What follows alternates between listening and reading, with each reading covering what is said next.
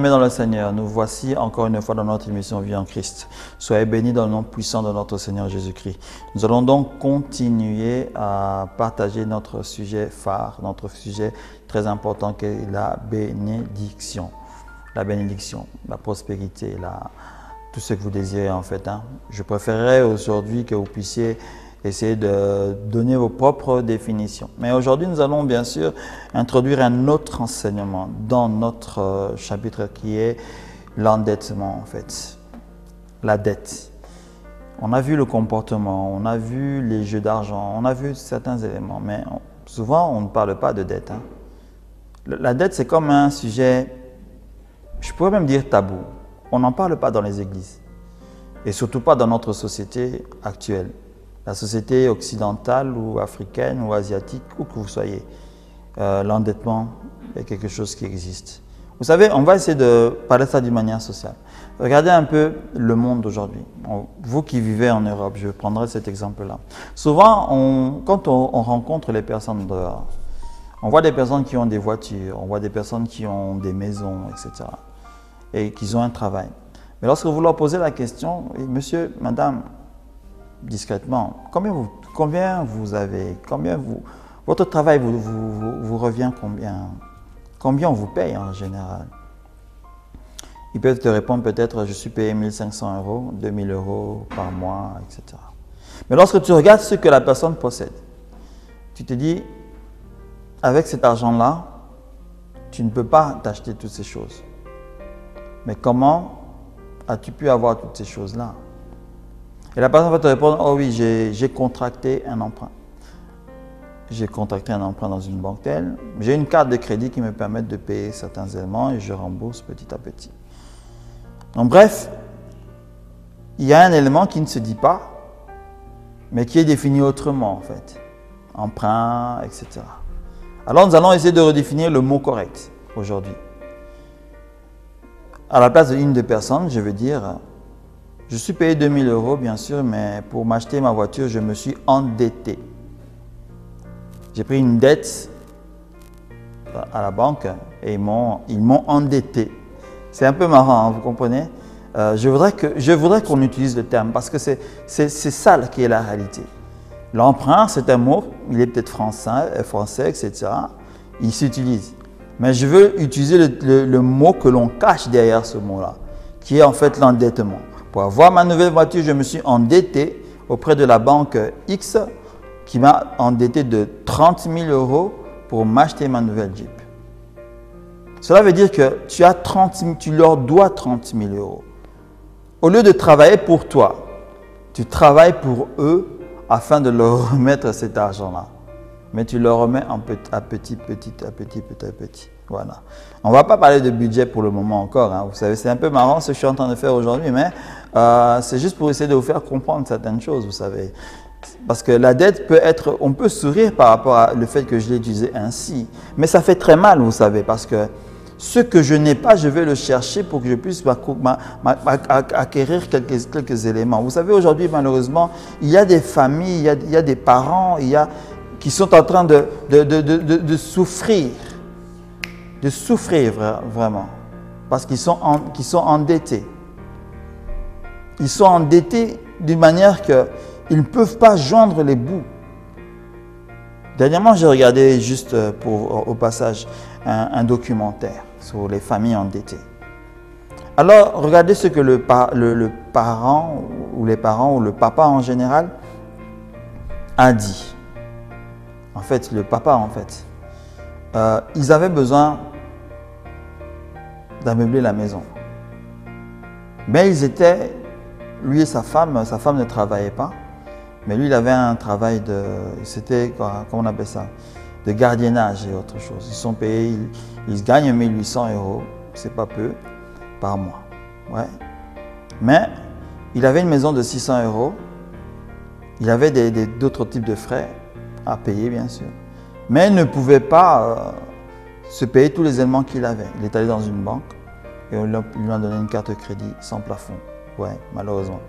Parce que ça existe encore, vous savez, les cartes sans plafond. C'est-à-dire ce sont des cartes qui permettent juste souvent au double de la valeur de la carte. Comme comme disons échéance négative. Ça veut dire que si c'est une carte de 2500 € en plafond, vous pouvez consommer jusqu'à moins 2500 € de la valeur zéro. Vous comprenez? C'est comme si c'est une carte, c'est comme une carte qui vaut 5000 €, quoi. Vous comprenez? Donc c'est ça. Et non seulement ça, sa propre banque le permet d'être découvert. Vous comprenez? Donc il y avait tout un tas d'éléments qui disaient, etc. Et ils ont équipé la maison, ils ont acheté une voiture, tout un tas d'éléments. Et voilà qu'ils étaient incapables de rembourser tout cet argent-là. En fait, ils se sont endettés d'une manière que le salaire maintenant, vous comprenez, le salaire qu'ils recevaient ne leur permettait plus de vivre. Lorsque le mari était payé, la première chose que la femme était en train de faire, elle allait rapidement à la banque, retirer l'argent du loyer et retirer une certaine somme d'argent avec lequel ils vont essayer de vivre tout le mois. Car tout le reste là, à partir de la date du 5 ou du 7, je ne sais pas quand, les banques commençaient à à couper. Vous voyez l'endettement où ça peut amener. Je peux dire qu'il y a un endettement qui peut être intelligent, il y a un endettement qui peut être sans intelligence aussi. Malheureusement, eux, ils ont fait un endettement sans intelligence. Vous voyez, je ne suis pas un banquier ou un économiste pour rapidement parler de ces choses-là. Mais nous allons essayer de voir les choses par rapport à la parole de Dieu. Déjà, je vais vous lire un élément qui est très important. C'est le Proverbe 22 au verset 7. Souvent, on ne le considère pas, mais nous devons le considérer, mes frères. En tant que fils de Dieu, considérons ce verset-là. Le riche domine sur les pauvres. Ça, c'est quelque chose qui est connu. Ce n'est pas la partie qui nous intéresse aujourd'hui. C'est la seconde partie de ce proverbe-là. Et celui qui emprunte est l'esclave de celui qui prête. Vous savez, le Seigneur Jésus est venu nous affranchir déjà de la loi du péché, de la mort, de l'ennemi et toutes ces deeds qu'il est en train de faire. Il nous a affranchis de cela. On est dans le monde, hein? N'oubliez pas cela. Nous sommes dans le monde.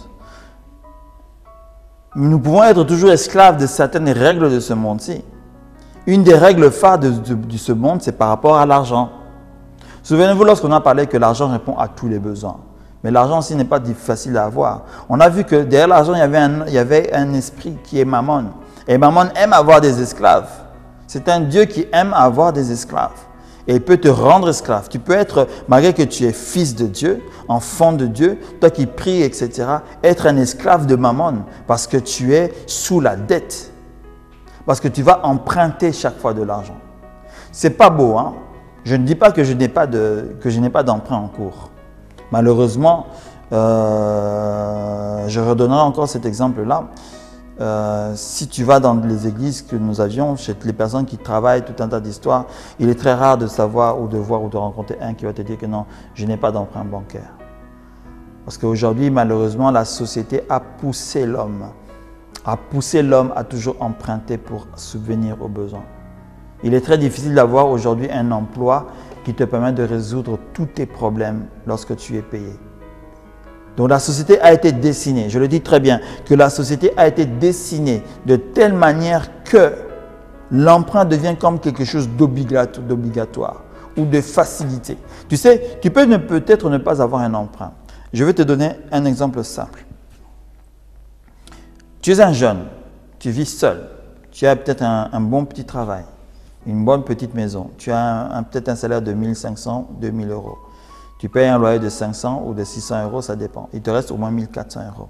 Ces 1400 €, tu peux joindre les deux bouts.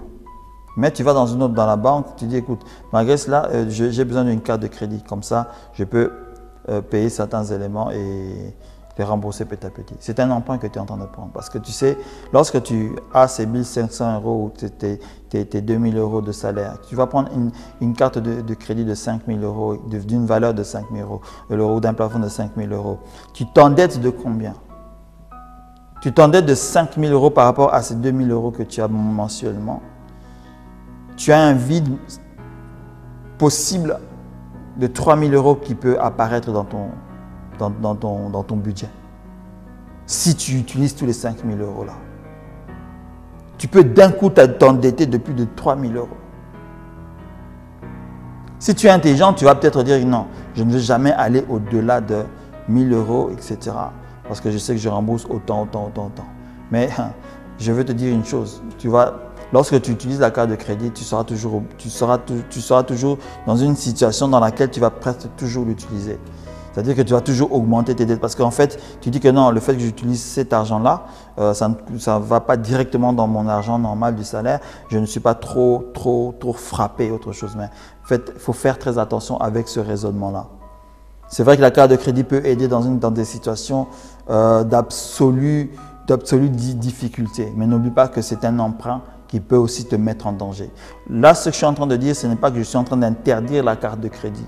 Parce qu'aujourd'hui, beaucoup de paiements ne peuvent être effectués que lorsqu'on a une telle carte. De toute manière, aujourd'hui, les banques sont en train de transformer même leurs cartes de paiement standard en des cartes à valeur de cartes de crédit qui sont utilisables pour des paiements directs dans les magasins ou dans les magasins virtuels sur Internet et autres. Donc, ça peut réagir comme une carte de crédit. Bref, ça, c'est un autre débat. On ne va pas entrer par rapport à cela. Mais je parle de la carte de crédit qui te donne de l'argent que tu n'as pas. C'est-à-dire un emprunt que la banque te donne, dans lequel ils sont en train de faire de l'usure dessus. L'usure, c'est quoi? Eux, ils sont en train d'avoir des intérêts dessus. Parce que quand tu empruntes 5 000 € à la banque ne va pas récupérer 5 000 €. Selon le pourcentage qu'ils vont mettre, leurs taxes et je ne sais pas quoi, ils peuvent récupérer sur les 5 000. Au final, tu aurais pu récupérer plus de 5 500, voire même 6 000 €. Tu comprends? Tout cela dépend, parce qu'ils ont des règles. Hein. Ils ont des règles par rapport à la valeur du paiement que tu as fait, au temps d'échéance qui peut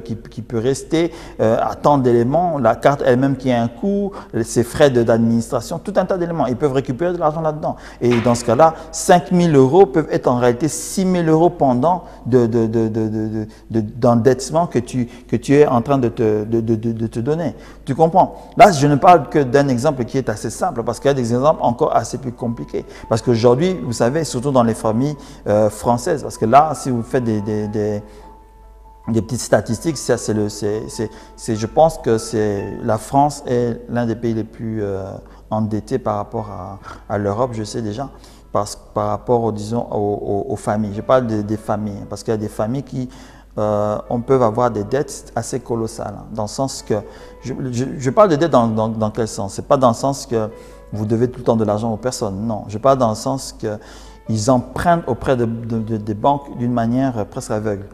Le père peut avoir 3 cartes de crédit. La mère, si elle travaille, peut en avoir aussi 2. Imagine-toi, et 3 cartes de crédit de 5 000, 5 000, 5 000. Ça vaut combien? C'est 15 000 € de dette potentielle. Et vous allez voir que peut-être une carte de crédit n'est plus utilisable, mais parce qu'elle a déjà été utilisée complètement. Donc ça veut dire que 5 000 € est en train de partir tout le temps, d'une manière échelonnée, bien sûr. Donc ça veut dire que vous pouvez, avec votre petit salaire de 1 500 ou 2 000 ou 3 000 € ensemble, mais vous êtes endetté de plus de 15 000, 20 000, 30 000 €. Juste comme ça. Ce n'est même pas l'achat d'une voiture. Ce n'est même pas l'achat d'une maison, mais vous avez déjà une dette de autant d'argent. Regardez comment vous pouvez entrer dans des difficultés. Là déjà, en parlant de cela, je parle d'une manière un peu générale parce que ce fait-là est en train de toucher et les chrétiens et les gens de ce monde. Personne n'est exempt de ces éléments-là. Si on en parle, c'est parce que nous devons, nous, chrétiens, enfants de Dieu, avoir ou faire le nécessaire de sortir de cette vie-là. On doit sortir de cette vie. Ce n'est pas facile, ça je vous le dis aussi. Mais je préfère que ce message déjà, d'abord, puisse aller dans les oreilles des jeunes qui vont entrer dans la vie aujourd'hui. Parce que lorsque tu vas arriver dans la vie sociale, tu vas peut-être avoir un emploi. Fais attention lorsque tu vas commencer à aller emprunter de l'argent. Dans quelles conditions ça va te faire? C'est vrai que ce que je dis ne va pas t'aider à acheter une maison. Parce qu'aujourd'hui, une maison en Europe, selon le pays, peut varier de 150 000 à 300 000 € en moyenne. Et 150 000, 300 000 €, tu n'en as pas en termes d'héritage, tu n'en as pas en termes de salaire. Comment peux-tu t'acheter une maison aujourd'hui si ce n'est qu'emprunter de l'argent? Malheureusement, cet emprunt-là peut aller jusqu'à 20 ans, 30 ans, voire même 50 ans. Et aussi, le problème, c'est que quand on emprunte pour acheter une maison, les banques demandent encore beaucoup ils posent beaucoup de conditions. Quand déjà on est un couple qui travaille, ça va déjà encore. Mais lorsque tu es quasiment seul, déjà lorsque tu es seul, pour que tu ailles déjà louer un appartement, dans certains pays, on te demande déjà que ton salaire puisse être le double ou le triple ou le quadruple de la valeur de l'appartement. On va essayer de parler de ces éléments-là par rapport à comment réagir. Quel choix devons-nous faire aussi par rapport à ça? Parce que vous savez qu'aujourd'hui, on vit dans la luxure inutilement. Nous vivons on essaie de se faire voir inutilement en disant que non, moi je veux vivre ceci, je veux vivre cela aux dépens de certaines situations, etc. Parce que tu veux te montrer à tes sœurs ou à tes frères que tu es dans une bonne condition. Mais en réalité, tu leur donnes cette apparence-là. Mais lorsque tu es assis dans ton petit salon, tu sais que je n'ai que 50 € dans ma poche et avec lesquels je dois arriver jusqu'à la fin de ce mois. Et la seule solution que tu as, c'est de toujours utiliser ta carte de crédit ou d'utiliser des emprunts bancaires. Ça, c'est un autre dialogue dans lequel nous allons peut-être, on va essayer d'en parler là, peut-être la semaine prochaine. Ça viendra. Donc, qu'est-ce que je suis en train de dire par rapport à cela? Donc, tu ne peux pas t'acheter une maison comme ça. Tu seras obligé d'emprunter de l'argent. Et 300 000 €, c'est 300 000 € de dette aussi, quoi.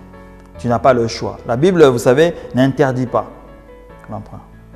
Elle ne l'a jamais interdit. Regardez où est la différence. C'est que la personne qui donne de l'argent, en fait, ne devait pas gagner des intérêts dessus.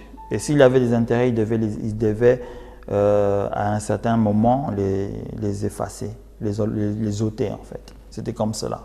Ça c'est une loi biblique. Hein. Bref, malheureusement, le monde aujourd'hui lui ne vit qu'avec les intérêts, donc ça veut dire sur le malheur des autres. Bref, la Bible n'interdit pas les emprunts, mais les emprunts doivent être calculés, ils doivent être étudiés sagement. Vous comprenez?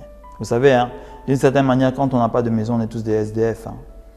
Je veux dire par là quoi? C'est pas parce que tu as une maison aujourd'hui que tu payes un loyer. Quand tu payes un loyer, la maison ne t'appartient pas. Ça veut dire qu'on peut te foutre dehors. Ça veut dire que tu es capable, tu dois encore chercher une autre maison. C'est vrai qu'aujourd'hui, tout le monde veut avoir sa propre maison, avoir une maison qui porte son nom. Ça, c'est souvent un objectif qu'a toutes les familles. Tout le monde veut cela, avoir une maison qui porte son nom. Mais aujourd'hui, ce n'est pas facile. Je le dis encore une fois, ce n'est pas facile d'avoir quelque chose à son propre nom. Vous comprenez? Raison pour laquelle, dès qu'on est jeune, dès qu'on travaille déjà, on essaye d'acquérir quelque chose, mais on est obligé de s'endetter par rapport à ces éléments-là. Mais le monde ne nous aide pas. C'est vrai que le monde ne nous aide pas. Raison pour laquelle, en tant que fils de Dieu, on doit se battre. On doit se battre autant que les enfants de ce monde se battent, même s'il y a des batailles qui semblent être inégales. Mais on a le Seigneur avec nous. C'est la différence. On a le Seigneur avec nous, qui nous permet de faire des choses qui peuvent souvent nous étonner. Mais on est capable de sortir de certaines circonstances. C'est vrai que tout le monde ne va pas vivre dans la même enseigne. Je le dis toujours, tout le monde ne vivra pas dans la même enseigne. Mais tout le monde peut vivre d'une manière décente. Tout chrétien peut vivre d'une manière décente s'il le veut. Tu es là, si tu ne vis pas d'une manière décente, tu peux le faire. Tu peux entrer dans cette manière de vivre. Tout dépend des choix que tu vas faire. Souvenez-vous, lorsqu'on a commencé à parler de la bénédiction, on a essayé d'établir les éléments tels que ce sont des choix que nous devions faire. Les choix que nous faisons font que nous soyons bénis ou maudits.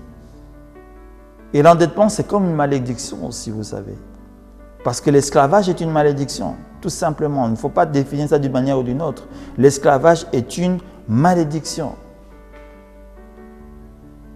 L'esclavage est une malédiction. La parole de Dieu nous définit cela. La Bible nous dit très bien que non, celui qui emprunte est l'esclave de celui qui prête. Si je t'emprunte de l'argent, je deviens automatiquement ton esclave. Jusqu'à ce que je paye ma dette. Parce que le paiement de ma dette est mon rachat.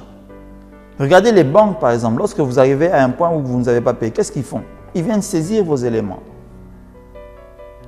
Vous savez, il y a des gens même qui ont eu des saisies sur... Vous connaissez peut-être cela. Vous entendez parler des saisies sur salaire. Tellement tu es endetté, mais ton salaire est saisi à la source. C'est-à-dire que tu es en train de travailler pour la banque.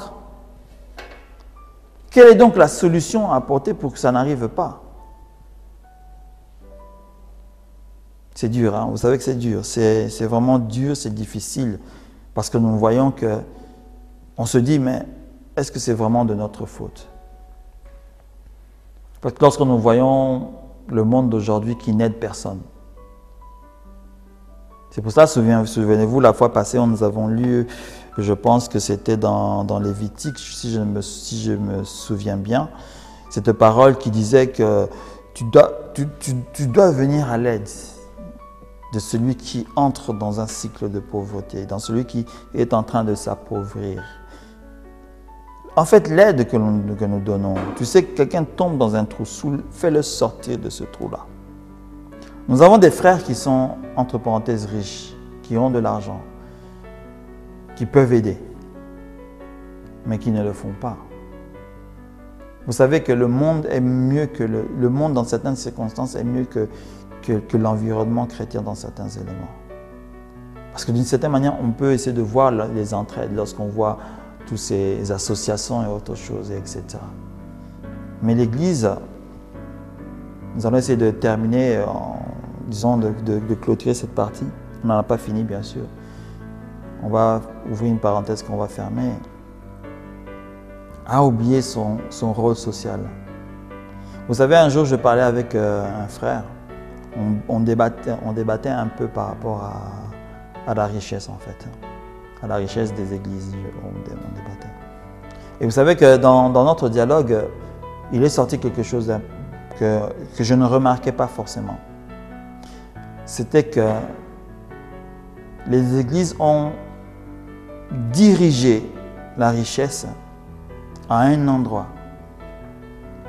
Mais ils ont oublié que lorsqu'une église est implantée quelque part, elle est implantée pour la société dans laquelle elle est. Dans le fait que l'église doit avoir une action sociale. C'est là que revient encore cette parole de Jésus disant que là, les pauvres, vous les aurez tous les jours. Parce qu'il nous a donné un challenge de rendre tous ces pauvres, de leur faire sortir de leur pauvreté. Et faire sortir de leur pauvreté était de faire une action sociale envers eux. Si tu es dans une église qui n'est pas engagée dans une action sociale, je ne dis pas que tu es dans une mauvaise église. Mais l'église en question ne répond pas à 100% à ce que le Seigneur a dit de faire. Vous savez, hein, vous pouvez aller prier pour des personnes, pour les rendre malades, etc. Excusez-moi, pour les guérir, pardon. Parce qu'ils sont dans les hôpitaux et qu'on sort. Vous savez, quand tu vas dans une prison, toi tu crois qu'un prisonnier le prisonnier peut avoir peut-être besoin du salut, certes, parce qu'il n'a pas le salut, raison pour laquelle peut-être qu'il est là-bas, ça dépend, je ne vais pas dire autre chose, mais vous savez, il s'attend à quelque chose.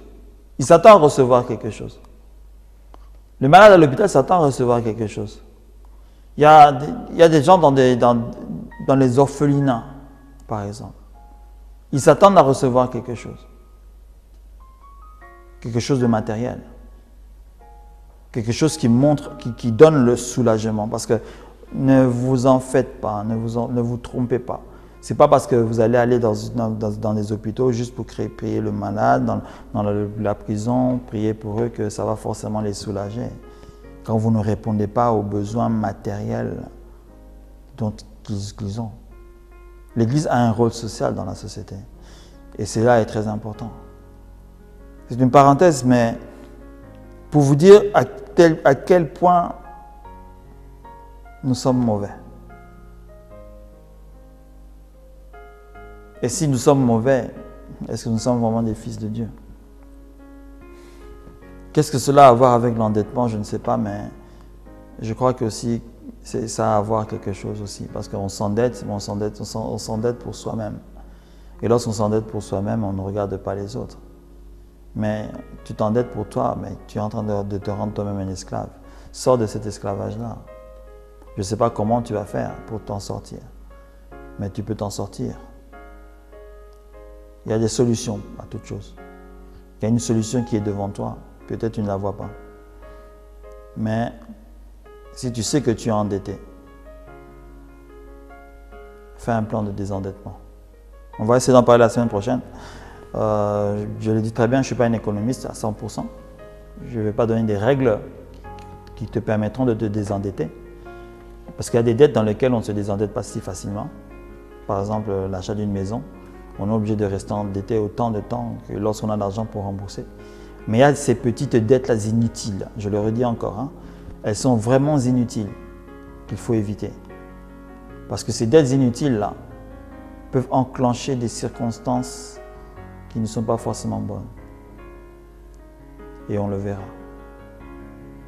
Au nom de Jésus-Christ, évitons que la malédiction soit notre ami ou notre allié dans cette vie que nous menons.